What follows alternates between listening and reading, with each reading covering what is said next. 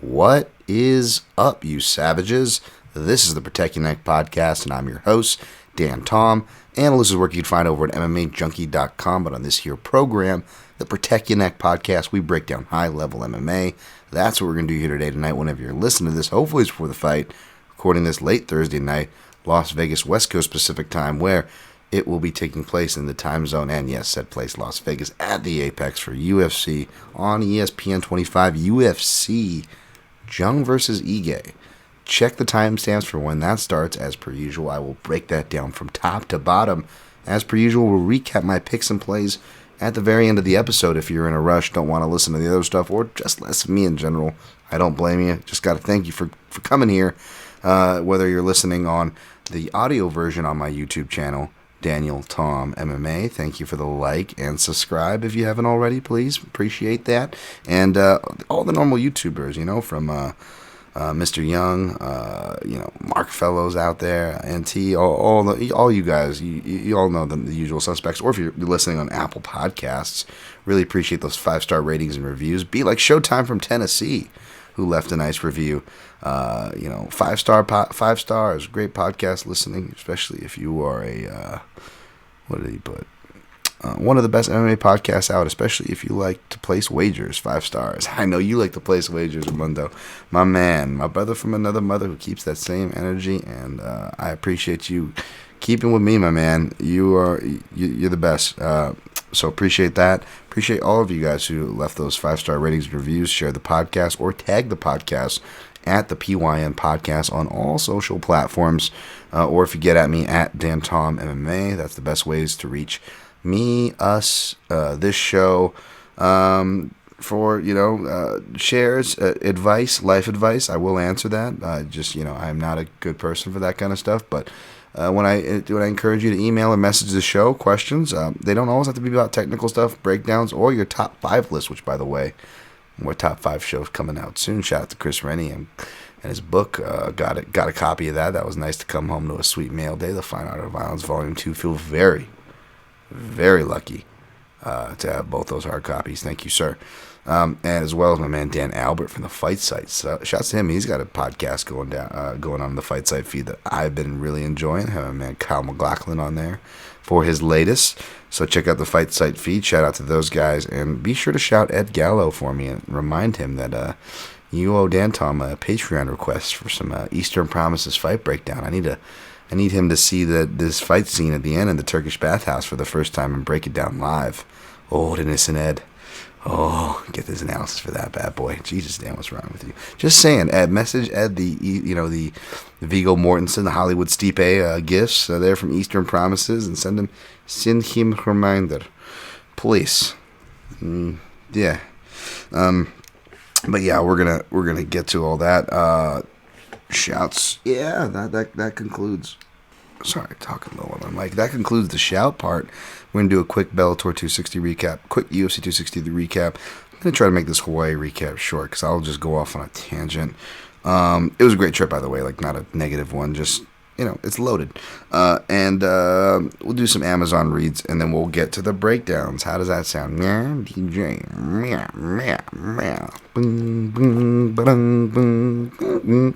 Should I edit that song in? No, you'll get in trouble probably. All right. So I'm back from Hawaii, refreshed. If you can't tell, it was a really good trip. It wasn't, a traditional vacation, as I haven't had one of those in a decade there, because for the last 10 years I did the math. I've only been back there for work or funerals, but all work and no play makes Jack a very dull boy. And I would like to think that, Jesus, that's a big fucking bug. The hell's that thing flying? All right, 1 second.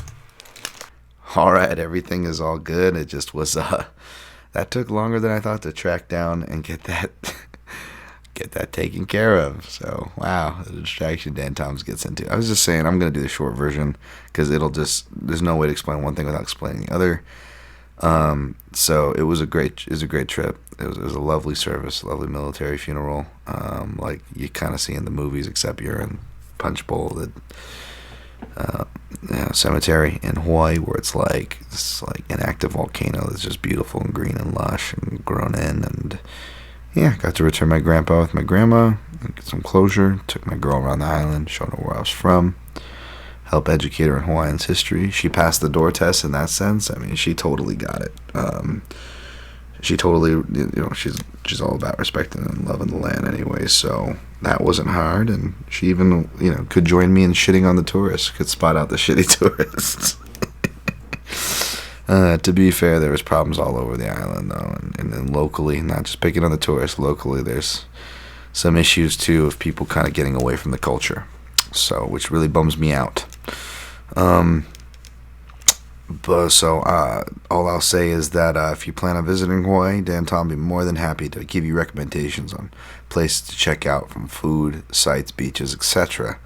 I just ask that you, whether you're making statements, proclamations, assumptions, or, like I said, traveling to Hawaii, the Hawaiian Islands, just do yourself a favor and look up some of the history, and not like the colonial version history, the too commercial PC. Like, really try to get some good resources. Hit me up. I'll point you in some of the right directions, as I myself have realized through this whole process I need to better educate myself on it. Because from like the long-standing Chinese restaurant that's been in the community that we went to for my grandpa's funeral, having boarded up windows from attacks, because I'm sure it's their fault. Let's blaming the Chinese is I don't have to go back into that, okay? But yes, more of that. Yes, unfortunately, it's real. And to the normal racism just amplified that you kind of will get in the touristy parts, like Waikiki, like our waiter being called a brown motherfucker. Anyways, man, such nice people there. Make sure people like me and you have a great time. Such good vibes on that island. So tip your service people. Treat them well. This isn't just like me being biased for Hawaii. This is what you should do everywhere. I travel the world. This is what I did. I didn't shit on people. I wasn't like racist to people making my food, polluting the fucking land. Like, should be basic stuff, but everybody is just in this kind of post-COVID craze. And Hawaii is still trying to come out while preserving its delicate land and unique economy. So, yeah, educate yourself, please, on what's happened there, what's happening there, what still happens there. Because it's complicated. It's very nuanced. So it was a great trip. I'll just leave it at that. Educate yourselves, please, folks. It's very rich history. Anyways, Hawaii was great. Yes, that's the notes. Bellator 260 recap. Not much to say there.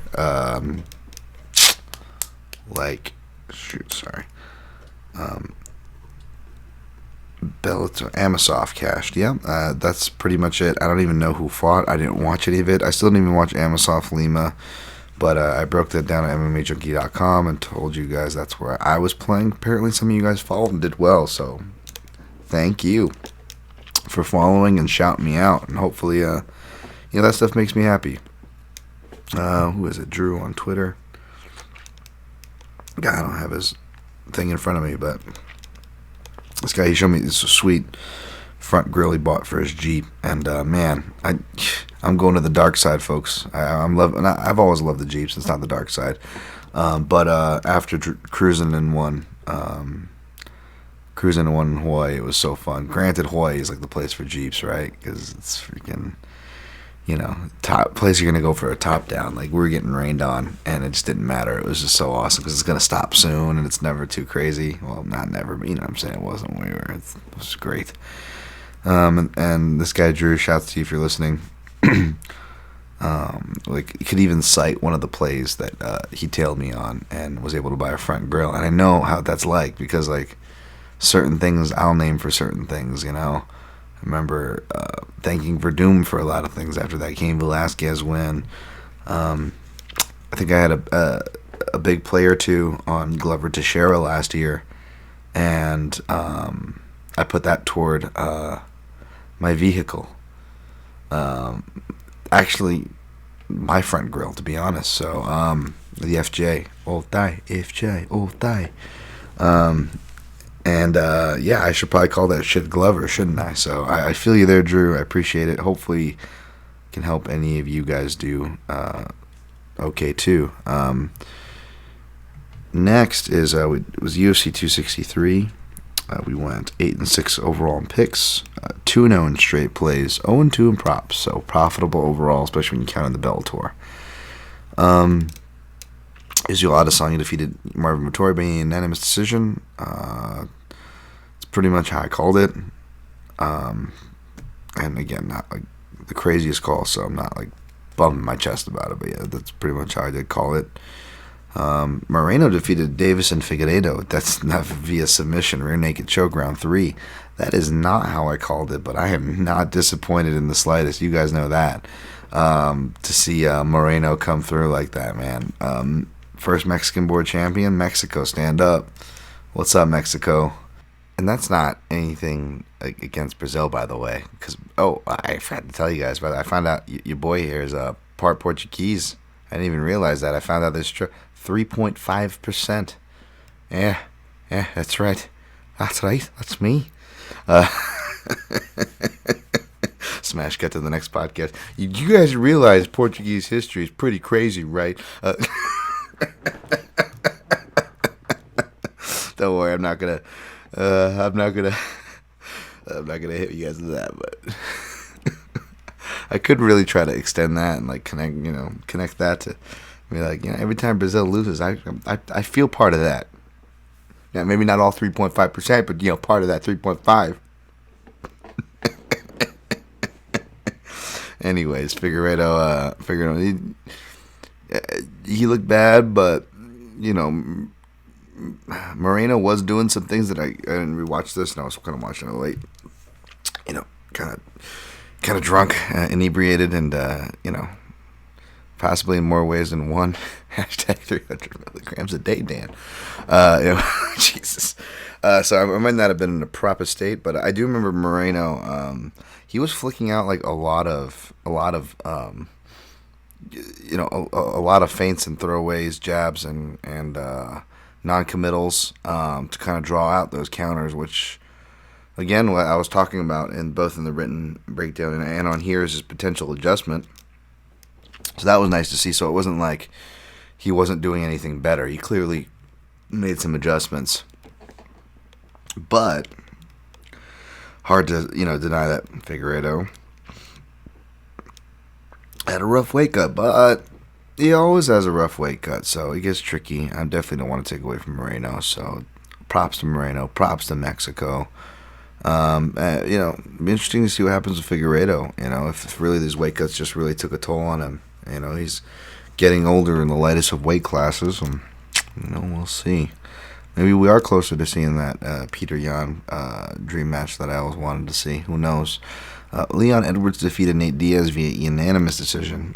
This one sucked because not even just because I was dumb and late, and this was the one losing bet was the two props, which was Edwards round 3 and Edwards inside the distance. Although, again, a lot of times when I play these round 3s, if I don't get it, there's that moment in round 3 where they're almost finished, or through the whole fight, whether it's a 3-rounder or a 5-rounder, round 3 is where I called the finish to happen.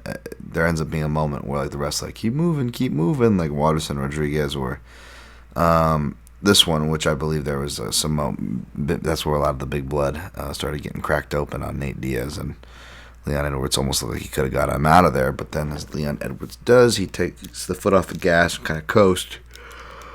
And not even because he looks tired, and he's and sure enough, allows him back in, and Nate Diaz gets to have his moment, and I'm sure all his fans are gonna just be like, "Yo, dog, you see what Nate did? Yeah, that's right, Dan. You see what I did? Why don't you give me my respect, motherfucker? I'll show you back, Nate. Come on, dude. I had to hear you on this show, and I had to hear you on my man Raph's verbal tap. Hey, man, Raph didn't even fucking talk to me, dog. Listen, okay, this isn't. Congratulations that you looked good in the 5th round, and this is just Japan scoring. I would have won that motherfucker. Actually, I don't even know that, Nate. Let's not get too hasty. You did good in the 5th. you had your moments, and you got to do all your stuff and do your. It's gonna be like a catalog at the end. Remember, I told you folks, he's starting to turn into Tito Ortiz slowly, just like old Uncle Tony's turning into your drunk uncle at the barbecue. We got Nate Diaz over here turning into Tito Ortiz. I didn't get the spar this one. Like, Nate Diaz not telling us why he didn't get the spar is like fucking death taxes, and Nate Diaz telling us why he didn't get to spar in his post-fight speeches. I had a crack on my skull. I didn't tell you guys it was a crack on the skull, but not like a Tito crack, more of a cut. I couldn't spar, motherfucker. You didn't even know, bitch. Okay, Nate, you couldn't spar. Anyways, I was right about some stuff and wrong about the shit that I bet on. But, hey, the pick came through. So, all right. Then we had Bilal, remember the name, Muhammad, defeated Damian Maia. That makes me a sad panda. Although I will say, I don't know. I think I had a thought of that one. I don't have one anymore.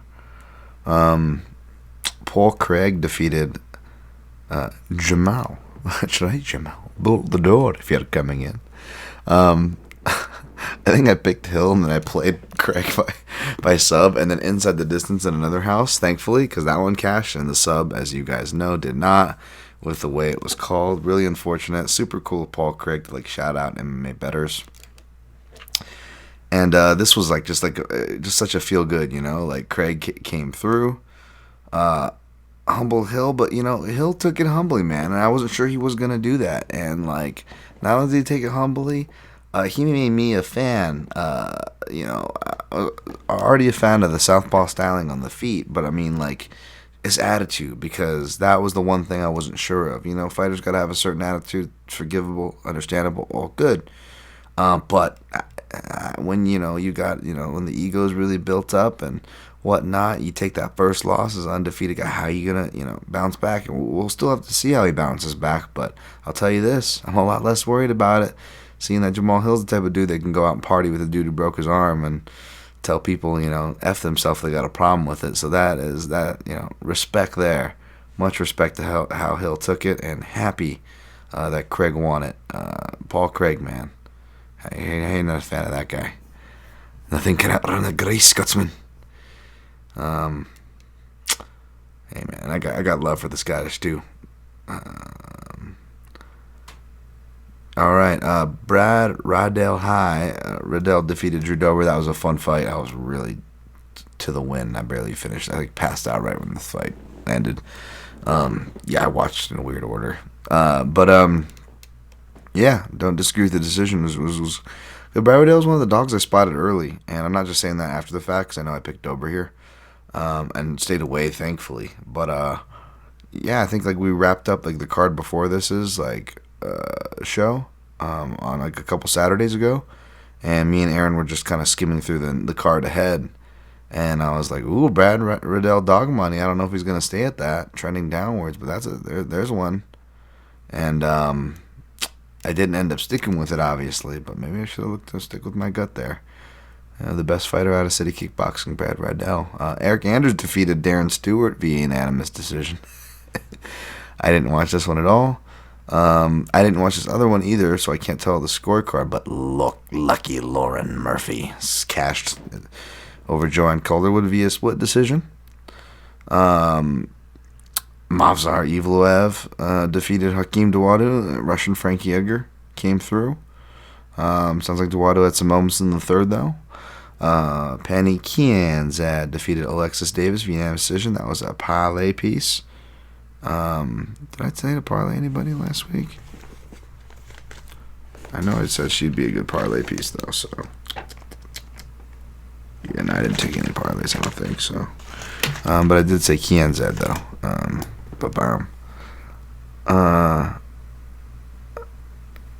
Terrence McKinney defeated Matt Favola. Glad I stayed away from Favola. I could see him being a parlay piece that crashed. Chicago Police Department Detective Sterling Peterson. Stephen Peterson. Defeated Chase Hooper. That was a good play. I can see why money came out of him for sure. I think I sprinkled on him in one house too.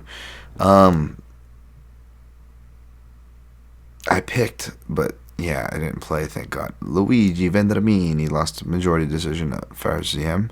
Didn't even watch that, nor did I watch Carlos Felipe defeat Jake Collier by split decision. But I had Collier, and no, didn't play him, thankfully. All right, so that was that card. 21 ended. Let's see. Amazon reads. We'll knock these out real quick, and then we'll start the breakdown. Again, mixedmartialanalyst.com if you guys want to support this free show. I've clicked through banners through On It and Amazon, as well as a PayPal link if you really want to just tip the show directly. Everything does go to the show, by the way. Really appreciate it. Thank you. On It stuff does not list, although if you just click through, you can buy stuff from there. I know we don't like using these corporations, folks. I get it. Believe me, I do.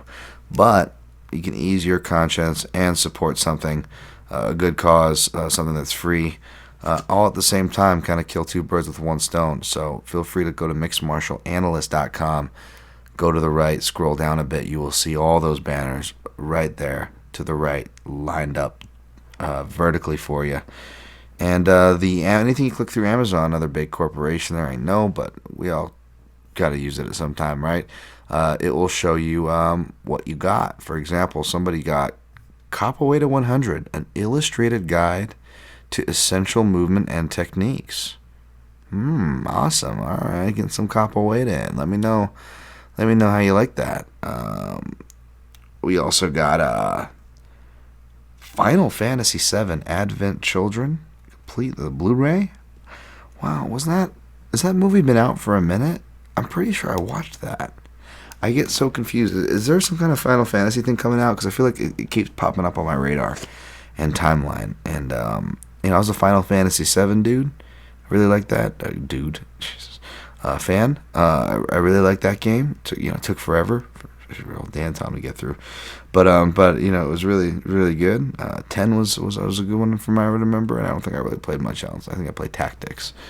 Like, that was it. I didn't really get too much into it. But, okay, thank you for buying that. Someone bought Neutrogena Wet Skin Kids Water Resistant Sunscreen.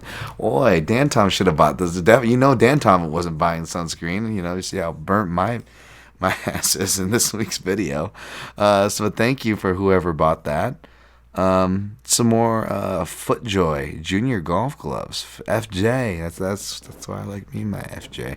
I had some FootJoy golf gloves too. Was that an old read? I don't know, because there's more this week, and these were junior ones. So I think you're rounding it out, and you're probably the same person that bought nitroglycerin golf balls, 15-pack what is it? The shit that fucking Edward Norton got burned by Brad Pitt in Fight Club, or by himself? Spoiler alert. So what the hell are these things? All I know is they are colored balls, which is good because old Dan Tom tends to lose his balls out in the rough. Jesus, dude. That sounds like a personal problem, doesn't it? No, definitely don't have that problem. But Jesus. Whoops. Oh, sorry. All right, yeah, move on with the read, you pervert. Somebody bought this Saving Private Ryan Sapphire series. What is it? What is the platoon stop off at a fucking strip club after D-Day? What goes? It was a very Las Vegas centric strip club joke, folks. Tom Hanks just standing outside the strip club, just gritting the coin between his fingers, staring off with a 1,000-mile stare. I'm gonna earn it. Caparzo. Yo. Caparzo is the fucking bouncer at the door. Jesus, Dan.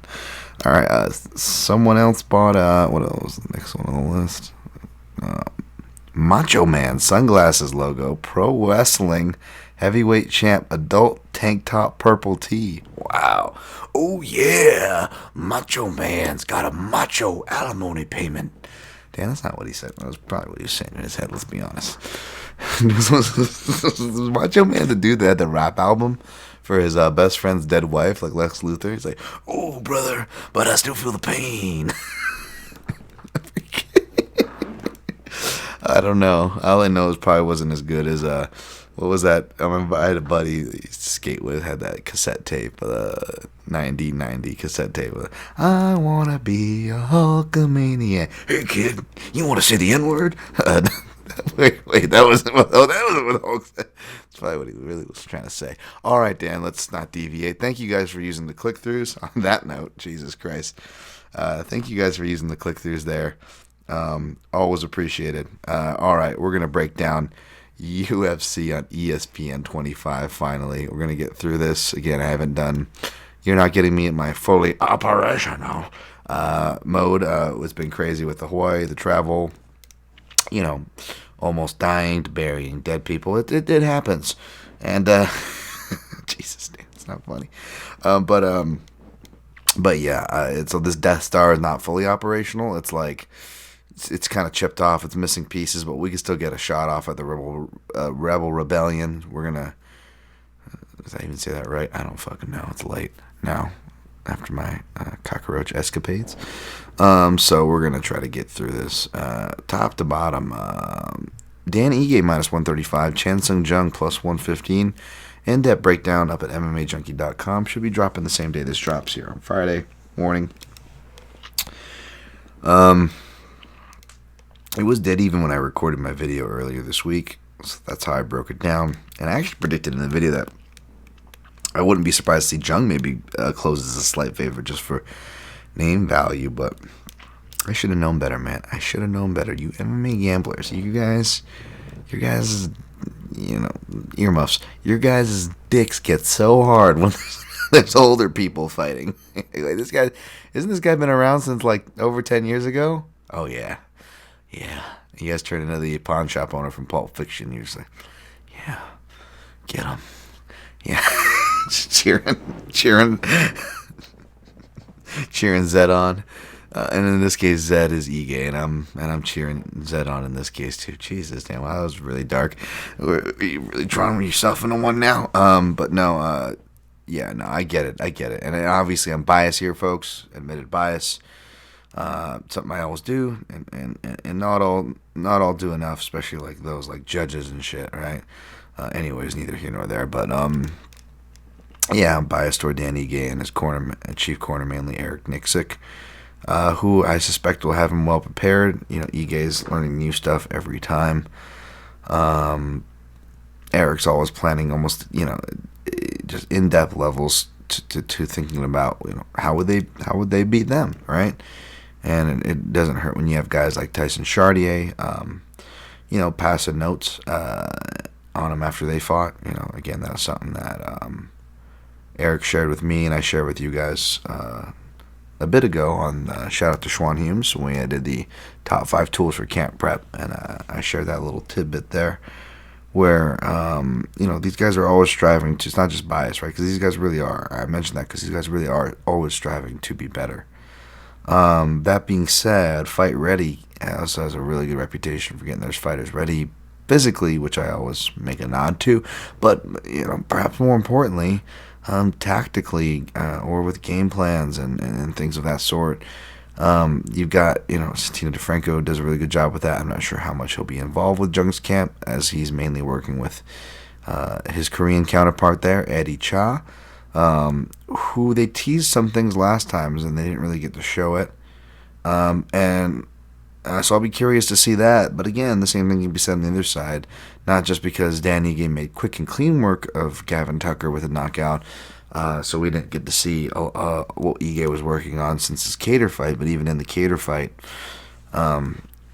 perhaps because that jab was stymieing some of the combinations and the shifts. But we all knew Dan Ige could shift and already actively shifted at that time. But as far as fighting from southpaw, there was some teasing there from the commentary through Ige's own words, apparently. So I mentioned that because I'll be curious to see if he tries to do that here. We saw Brian Ortega do that, maybe not intentionally, maybe he was a lefty the whole time, right? And that's why he goes for the guillotines with his left, which doesn't necessarily mean that. I had a lot of people chime in, very qualified people chime in, like the Tommy Elliott's of the world and so on and so forth, and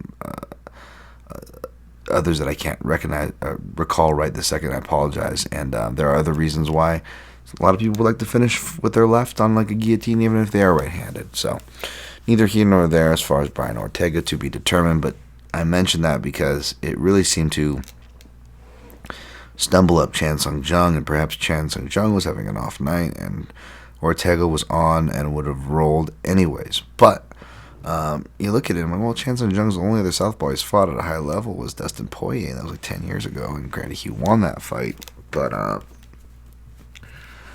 you know, it wasn't like Poirier didn't have moments striking either. So interesting things. We'll see. You know, Danny Gay's also shown that he can throw laterally, strike with like preset counters in mind. And people may scoff at this comparison, but it almost reminds me of an Alexander Volkanovski, which wouldn't be a bad idea, nor would it surprise me. As you know, Eric and his team is very smart guys, and you know, Ige himself, and they look at fighters and they try to take things off them, and why not? I mean, you look at the height and the frame Volkanovski works with and operates, and there's some things there. Now, you know, Ige could probably, you know, maybe finish a little bit more with a lead hand. I know he does with the barrel, as they call it, when they shift and step through.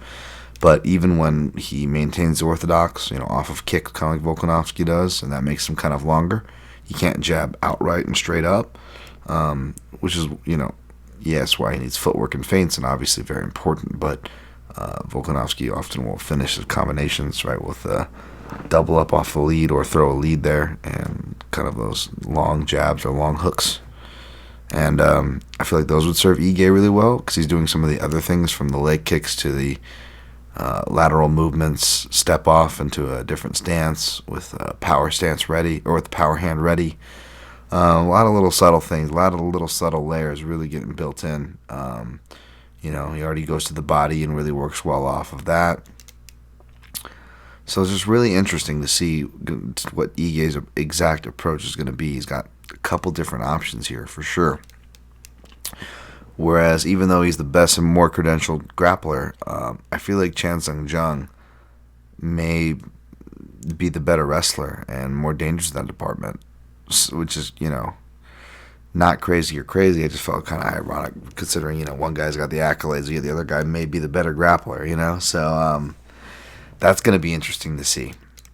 So, you know, Chan Sung Jung could be but a good knockdown, takedown, or stunning Ige away from maybe being the first person to finish him, but also just really putting him in a negative hole he has to kind of get out of, right? So that's something worth watching. That being said, even though I fully admit I could be wrong and be welcome to be wrong, in the sense of this would be awesome if it was a 25-minute war, I suspect more of an anticlimactic first-round knockout in the favor of Ige, which sounds like recency bias because he usually doesn't get first-round knockouts, and he just got one against Tucker. But you know, Jung's been getting hurt in you know, in fights too, and I feel like I think that's catching up. You know, Ige gets hurt too, but Ige mainly gets hurt to the body against some of the division's the biggest hitters. And although Jung has the killer instinct to follow up a hurt Ige to the body, Jung doesn't go to the body with consistency. He can really get lost headhunting. So I can't trust Jung to go to the body, even if the bias wasn't there.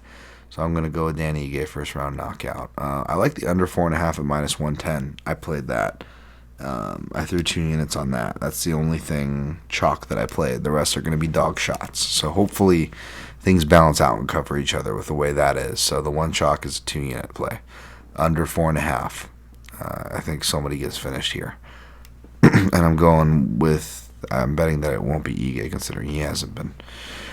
Next fight, Sergey Spivak -225, Alexei Sexy Olnik +185. So true story, I submitted Spivak despite my best interests. And then I was like, I barely have slept at all this whole week, folks. It's just been crazy because it's like I've had some kind of I got to wake up early for some renovation shit tomorrow too. It's just nonstop. Not complaining, just crazy week. So, but yeah, it's I couldn't believe that I submitted Spivak. I'm like, God damn it. I'm like, no, don't just change picks. Uncle Matt's got to do enough of those pick changes. Yada yada.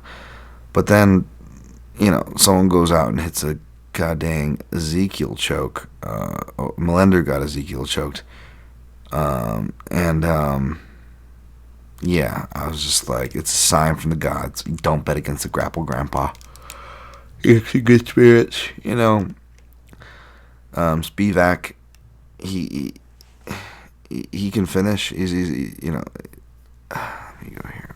What is his finish? Yeah, I mean, I don't know. I just feel like I don't know if he can finish without giving up something dumb, I feel like it's got to be more of an attritional stoppage with the fists. They're usually, TKOs for the most part. Well, he did get a head kick and a KO, so I lied. And 2 of those. The other 3 are TKOs. But yeah, I'm just going to go grapple grandpa because it's the small cage, and unless Spivak one-shot dens him, he's going to have to put on enough punches to get grappled or grapple him enough to get counter-grappled. So I'm going to go with Olenek to get one last win. If he's going to get it, it's going to be against a guy like Spivak. So I sprinkled on him a unit plus 185. Next fight, Bruno Silva minus 130, Wellington Turman plus 110. Bruno Silva looks in good shape despite the, USADA violation. He's an Evolution Cao Tai guy, so he's been training with Neto BJJ, who we'll get to shortly. And Wellington Turman, Brazilian Jiu-Jitsu black belt, earned it, I think, in the last year because he was a brown belt when he went into the UFC. Got knocked out by Andrew Sanchez, and that's just hard to trust. Whereas Bruno Silva, he got his nickname because those losses early in his career. I think he's been 14-1 in his last 15 fights, but he started off his career with a 500 record. He's fighting all the way up at heavyweight, but he did it because he was able to take their shots, and that's how he got the nickname, which is, what is it called? Armored. It's, whatever the Brazilian word, Portuguese word for armored. I know, I should know 3.5% of the word, but I don't, folks. I know.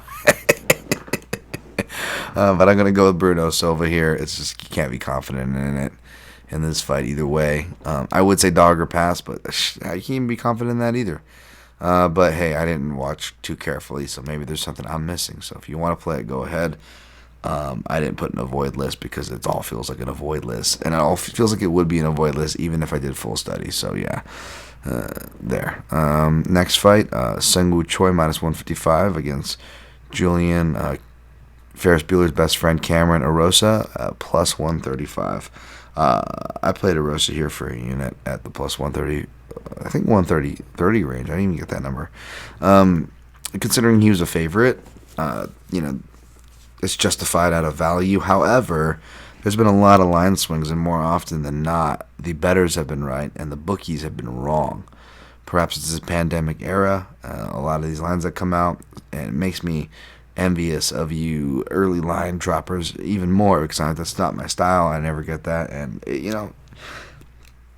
you're probably getting some really good things right now because there's a lot of line movement that's getting flipped more than usual this year. And again, you guys are right more often than not. However, I'm going to go with Arosa here. I think size parity showed to not bother either of them as much in their recent fights, but I'm just going to go Arosa for his experience, ferocity, southpaw stance, a little bit of bias, I guess. He does do some trading extreme couture, sure, but no, I'll go with CJ. He did excuse me. He cashed well last time. I'll take another shot at it. If they're going to give me plus money when he opened as the favorite, I can't help it. And Seung-Woo Choi's a stud too, man. But we'll see. I'll go Arosa here, even though Choi's athleticism and growing skills definitely. Again, I'm not the most confident pick. This is more the dreaded Joey Odessa word, value. I'm going to bust out value play. Speaking of V, Marlon Vera, dude, the Chinaman is not the issue here. Minus 200. Hey, shout out to Chips War Medal, DraftKings player who, even though I don't do DraftKings stuff as much as I should really at all, he still listens here for reference, so I appreciate my man at Chips War Medals there. He was hoping I would do his favorite impression, and You bet your ass Davy Grant's here for plus 170. And then the dog that doesn't mind being a dirty dog now, does he? All right, Dan, don't creep out all your listeners. Jesus Christ, it's not even how Davy Grant sounds. I don't sound like that at all, Dan, but... forget I was listening to Aaron Bronstetter was interviewing him, and he sounds like such a nice dude. I don't know why I make him sound like one of the creepy pirates from Pirates of the Caribbean, you know. Hello, puppet, Paul, I'll ruin those. It's me, Davy Grant, swinging my bones. I'll pay you back at the time of day down at Davy Jones' Locker. That's right, dangerous, Davy Grant. But the ladies call me Dirty Davy, if you know what I mean. Alright, are you going to break this fight down, Danny? You're going to talk creepy the whole time. I'm going to take Marlon Vera in the rematch, you know. We'll see if Mark Goddard is refereeing. Cheeto, listen. I'm in charge here. I think, you know, obviously they both have evolved, and Grant's on like his late evolution. Despite his age, I believe when he says he's in his prime, he hasn't had a lot of miles on him, but I think Vera's just going to be better everywhere, and Vera's durability is going to save his butt, because Grant is going to land some good shots here, folks. They both can get off to a bit of a slow start and pick up, so that'll be really interesting to see if they grow as the fight goes, and we get like a fight of the night here. But I'm going to go with Cheetah Vera to do more damage and find a finish before it gets to the scorecards. Alexa Kamer minus 235 versus Nikolai Negumereanu.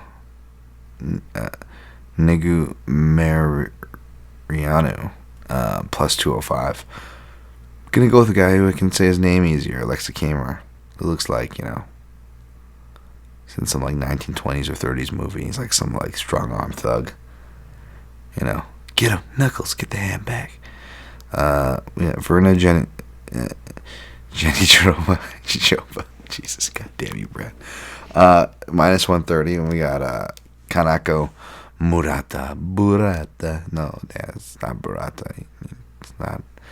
It's Murata. Plus 110. I ended up taking Anjijoba here, just in the jiu-jitsu. You know, I know Murata's got the judo creds and whatnot, and very strong, but we'll see. I'm really interested to see her, but hard not to go with Jenny Joba for a fight that should be fought within her wheelhouse. So she has the experience edge as well. I stayed away. Did not stay away from this next fight. Diego Lima minus 175 versus Matt Brown. Plus 155. Matt Brown don't believe in things. Matt Brown don't get political. Matt Brown pretty angry. Mortal. I got Matt Brown here. Basically, Lima's super technical and can do a lot of damage with his leg kicks. Gotta imagine he knows Brown's weak to the body. Let's see if he moves the kicks up there. But he kind of is just the same guy he's going to be a lot of the time. Same with Douglas, his brother, you know. And their propensity to fight along the back of the cage really gets in trouble for guys who that's their whole game. And Matt Brown comes to life when he gets fighters with their back to the cage, especially now that he's admittedly to himself is doing more wrestling and leaning even more into the clinch elbows than he already did, which makes sense because he's an old man now. Why rely on speed and durability and open space shit? Which makes sense because you wouldn't want to rely on that even if you were healthy against Diego Lima. I mean, that's how you're going to give him the win. And Matt Brown's good enough to stay out of his submissions, I believe. So I feel like Matt Brown can wrestle him, even though Diego with Diego Lima showing that's one thing that has improved of his game a lot, has been his defensive wrestling. So for that reason, I think Matt Brown's just going to elbow the shit out of him for an elbow KO against the fence in the small cage. I'll go with Matt Brown. I do know he's 40. He's got a lot of, yeah, I don't even want to get into it. Jesus Christ, yeah. But yeah, he's, he don't got time for your bullshit. I don't believe in a lot of things. I don't know the size, but I'm going to fuck you up. So I'm going to go with Matt Brown to do that. I got a unit on Matt Brown. See? Look at that. All right. Chaos Williams minus 150 versus Matthew Semmelsberger. Fantasy Jewish Fight League. Fantasy Jewish Fight League. Fantasy Jewish Fight League. Semmelsberger swings on this side. I'm actually going to go with Williams here, but I'm staying away because I'm not going to. I'm going to pick against him here, but I cannot discount and disrespect Semmelsberger, by putting money against him, man. So we'll see. We'll see if Semmelsberger comes through. I think Rosenstruck came through recently. Let's see if we can get another one for the team. We got Josh Parisian, or AKA, shout out to Brad Tash, Carbo Parisian, the Parisian brother that was misplaced in the Midwest, minus 135 versus Roque Martinez, plus 115. This is as my man Brad would call the T-shirt in the pole division. But I got love for both these guys. I'm not gonna lie, man. There's definitely not just their style, because they're underrated. These guys will scrap, man. Don't judge a book by its cover. And they also just seem like lovable dudes, man.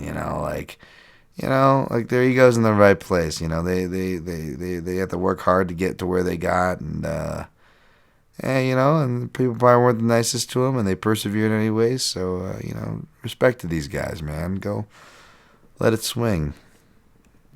Let it fly. Let it flail. Let it flop. All right, Dan. Jesus Christ. All right.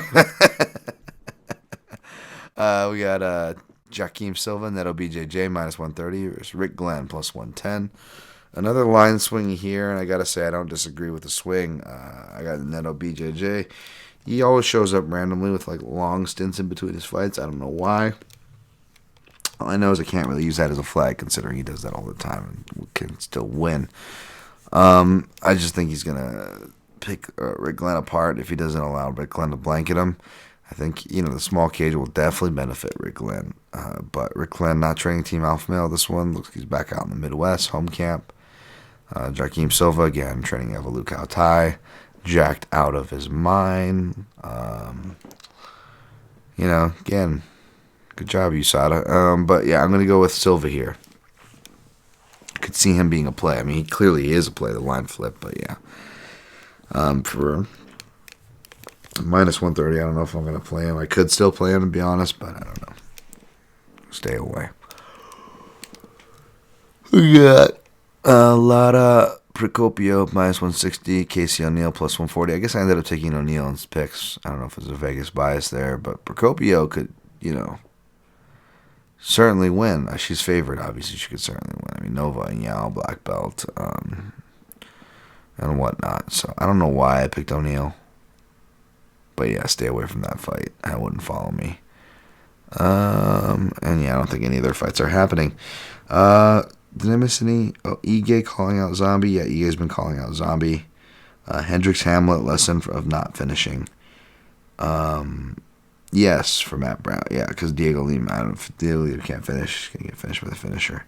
Hendricks Hamlet just reminded me of that. When you can dominate someone the whole time, but if you can't finish them, you're going to be in trouble.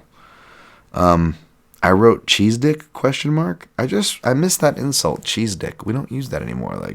We should bring that back. Don't bring certain things back, speaking of Clerks too.